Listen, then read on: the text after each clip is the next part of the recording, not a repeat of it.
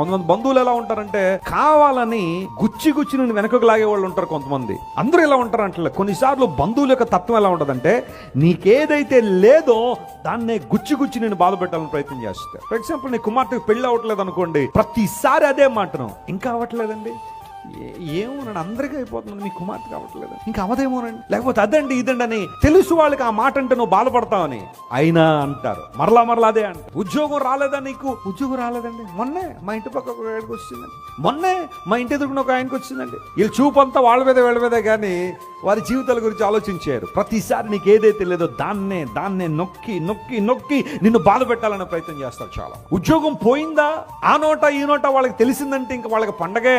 అవసరం లేకపోయిన ఇంటికి వచ్చి అయ్యో ఉద్యోగం పోయిందా, లోపలంతా భరతనాట్యం. ఎప్పుడు ఏ నాట్యం? తూర్పు నుండి పడవరకు భరతనాట్యం లోపల, బయట మాత్రం అయ్యో ఉద్యోగం పోయిందా అండి. ఎంతో మంది నీ యొక్క అభివృద్ధిని కోరుకోలేని వాళ్ళు చాలా మంది.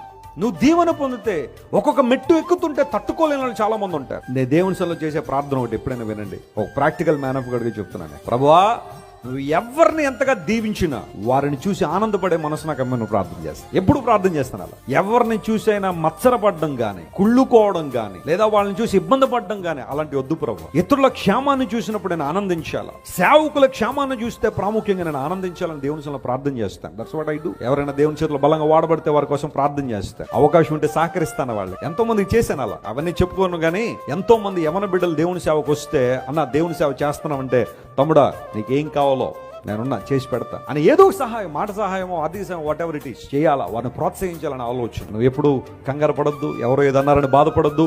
మనుషుల ఒపీనియన్స్, మనుషులకి ఇంప్రెషన్స్, మనుషులకి వ్యాలిడేషన్ ఎప్పుడు కూడా నీ యొక్క పురోగవృద్ధికి బాటలు కాదు. దేవుని యొక్క మాటలు, ఆయన చిత్తము, ఆయన ఉద్దేశము, ఆయన యోచన నిన్ను దీవెనకరమైన స్థలంలో నిలబడుతుంది.